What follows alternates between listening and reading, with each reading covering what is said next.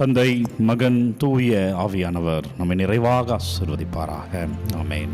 சனிக்கிழமை அன்பர்களே, தாய் மரியாவின் வல்லமை மிக்க பரிந்துரை ஜெபத்தால் அபிஷேகமாய் ஆசீர்வாதமாய் இந்த நாளை ஒப்பு கொடுத்து ஜெபிங்க.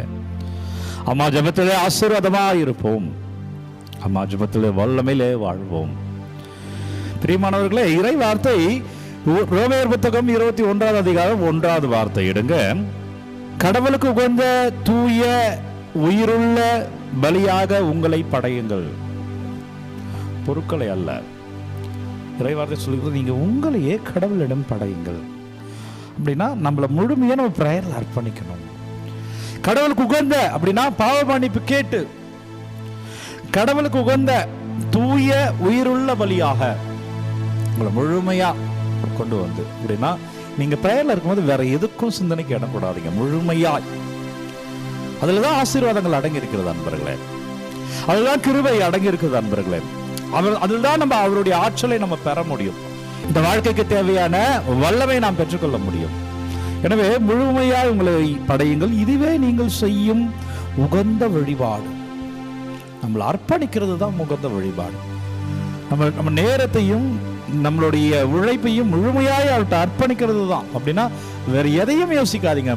கோயிலில் இருக்கும் போது, ஐயோ நான் வீட்டில் அதை பண்ணிட்டு வந்துட்டேனே, ஐயோ கேஸ் ஆஃப் பண்ணாமல் வந்துட்டேனே, பிள்ளைக்கு காசு கொடுக்காம வந்துட்டேனே, அங்கே முடிஞ்ச உடனே அங்கே கறிக்கடைக்கு போனோம், இங்கே போய் ஜாப் விஷயமா இதை போய் பண்ணணும், இப்படிலாம் எதையுமே யோசிக்காம எல்லாத்தையும் அவர் பார்த்து பாருன்று முழு நம்பிக்கை. அந்த கேள்வியெல்லாம் வரும், அந்த சிந்தனைகள்லாம் வரும்.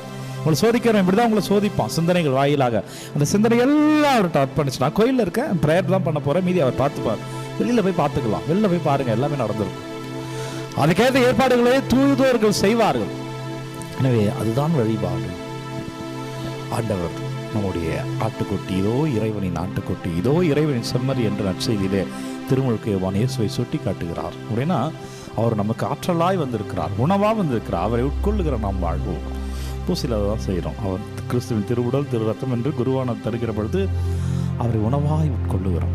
அதுதான் திருமுழுக்கு யோவான் சொன்னார், இதோ கடவுளின் ஆட்டுக்குட்டி, இதோ உலகின் செம்மறி, இவரே உலகின் பாவங்களை போக்குவார். யாரெல்லாம் அவரை உட்கொள்கிறார்களோ அவர்கள் வாழ்வார்கள். அதை உட்கொள்வதற்கு ஒரு வழி இருக்கு, அதுதான் தூய்மை, பாவ மன்னிப்பு. வேற எந்த சிந்தனைக்கு இடம் கொடாம கோயில் அமர்ந்து ஜெபித்தல். ஆராதிப்போமா? நன்றி அப்பா, என்னை துதிக்கிறோம் ஆண்டவரே, நமக்கு ஆராதனை செய்கிறோம் அப்பா.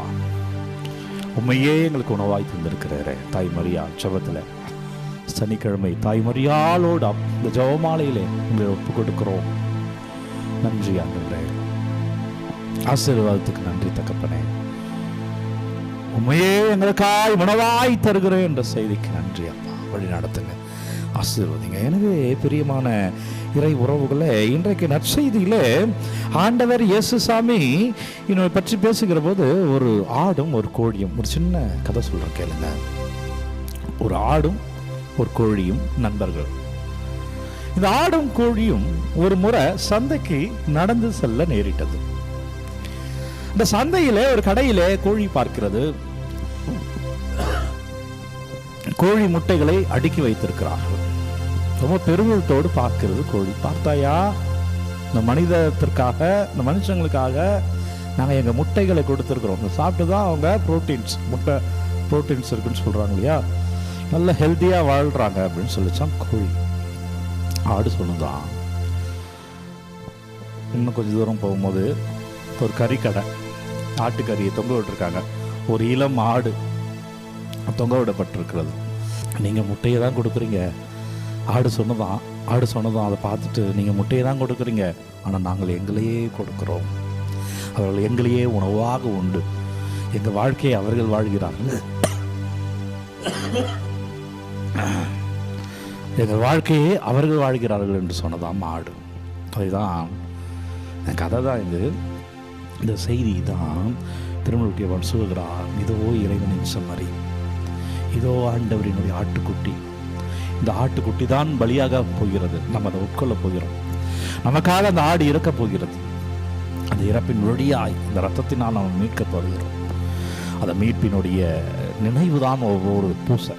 அதான் பூசை போகணும். ஜெபத்தினுடைய உச்சம் ஜெபம் என்னன்னா பூசை தான். அதில் ஆண்டவரே வருகிறார். கல்வாரி நிகழ்வு ஒவ்வொரு முறையும் அந்த பூசையில் நடைபெறுகிறது. அந்த குருவானவர் அந்த வார்த்தைகளை சொல்லுகிற பொழுது அப்பத்தை எடுத்து நன்றி செலுத்தி அனைவரும் இதை பெற்று மகிழுங்கள் என்று சொல்கிற பொழுது, அனைவரும் இதை பருகுங்கள், இது என் ரத்தம் என்று சொல்கிற பொழுது அந்த இறைவனையே நாம் பெற்று பருகுகிறோம். அந்த இதோ செம்மறி என்று சொன்னாரே, அதனுடைய நிறைவை அந்த பூசையில் நாம் பெறுகிறோம். எனவே உங்களை தயாரித்து பூச பாருங்கள். சனிக்கிழமை அம்மா ஜபத்தில் உங்களை தயாரித்து உங்கள் ஆலயத்துக்கு சென்று அர்ப்பணித்து திவ்ய நற்கருணையை பெறுக. இதான் ஆசீர்வாதம், இதான் வல்லமை, இதான் கிருபை. நிறைய பேர் கோயில் வாசல்லே வந்துட்டு நான் ஆண்டவரப்பா பிளஸ்ஸிங் வாங்கிட்டு வந்துட்டேன். சில பேர் தீர்த்தத்துக்கு மட்டும் முன்னாடி தலையை காமிச்சிட்டு நான் பிளஸ்ஸிங் வாங்கிட்டு வந்துட்டேன். சில பேர் பாவ சங்கத்தினமே செய்யாமல் நன்மை வாங்கிட்டு நான் ஆசீர்வாதம் வாங்கிட்டேன். அப்படிலாம் இல்லை. தகுந்த தயாரிப்போடு நல்ல பூசை, முழு பூசையை பார்த்து இந்த திவ்ய நற்கருணை பெறுகிற பொழுது அவரையே நாம் பெறுகிறோம், அவர் ஆற்றலையே நாம் பெறுகிறோம். நன்றி செலுத்தி ஆராதிப்போம். நன்றி அப்பா, வல்லவரே நன்றி, நல்லவரே நன்றி. இந்த சனிக்கிழமையிலே தாய் மரியா ஜபத்திலே அப்பா நீங்கள் தொடுவீராக. ஆண்டவரே நீங்கள் ஆசீர்வதிப்பீராக. வல்லமையான இறை கிருபையில வாழ்வீர்களாக. இயேசு கிறிஸ்துவின் திருப்பெயரிலே சாட்சியமா இருப்பீர்களாக. வல்லமையான இறைவர் உங்களை தொடுவார், உங்களை வழி நடத்துவார். நீங்கள் மகிழ்ச்சியாக வாழ்வீர்கள். இயேசு கிறிஸ்துவின் திருப்பெயரில் சொல்லுகிறேன், நீங்கள் அபிஷேகமா இருப்பீங்க, நல்லது நடக்கும். வல்லமையான இறைவனுடைய அருளை பெற தலைவணங்கி ஜெபிப்போம். எல்லாம் வல்ல இறைவன் நம்மை தந்தை, மகன், தூய ஆவியானவர் நம்மை நிறைவாக ஆசீர்வதிப்பாராக. எனவே சனிக்கிழமை வல்லமையான இறைவன் இந்த வருடத்தினுடைய முதல் சனிக்கிழமை நிறைவாக ஆசீர்வதிக்கிறார். மாதா உங்களுக்காக ஜெபிக்கிறார். இறை கிருபையிலே வாழ்வீர்கள். இந்த நாளும் இனிய நாளே. அன்பர்களே, இந்த வருடத்தினுடைய முதல் சனிக்கிழமை, எனவே தாய் மரியாள் ஜெபத்தில் அபிஷேகத்தில் நாம் வாழ்வோம், நல்லது நடக்கும். வல்லமையான இறை கிருபையிலே தாங்கப்படுவோம். மகிழ்ச்சியாக இருங்க, நல்லதே நடக்கும். உங்கள் விண்ணப்பங்களை கமெண்ட்டில் அனுப்புங்க. யாருக்கு இந்த ஆராதனை தேவைன்னு நினைக்கிறீங்களோ அவர்களோட பகிர்ந்து கொள்ளுங்கள். Take care.